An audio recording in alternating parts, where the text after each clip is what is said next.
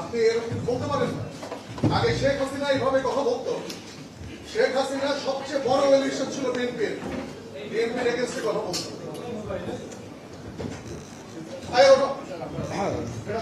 চাঁদাবাজদের বিরুদ্ধে সবসময় আমাদের কথা বলতে হবে।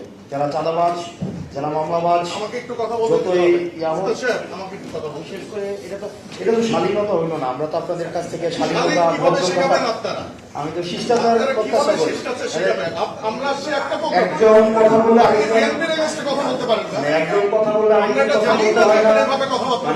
মিনিমাম যদি আপনার একজন কথা বললে আরেকজন কথা বলতে হয় না। এই ভদ্রতাটা এই ভদ্রতাটা এখানে আমরা জানতাম না।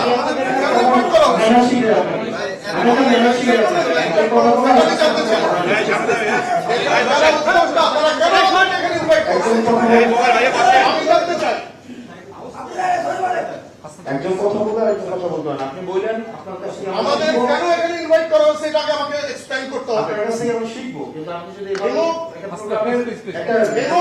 না আপনি এইভাবে কথা বলতে পারেন, আপনি এইভাবে কথা বলতে পারেন। আমাকে বলতে হবে, আমাকে বলতে হবে কেন এখানে আমাকে ইনভাইট করা হচ্ছে। এইভাবে বলতে পারেন, আপনি এইভাবে কথা বলতে পারেন।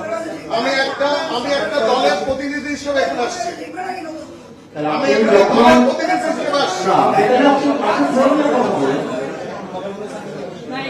কোনো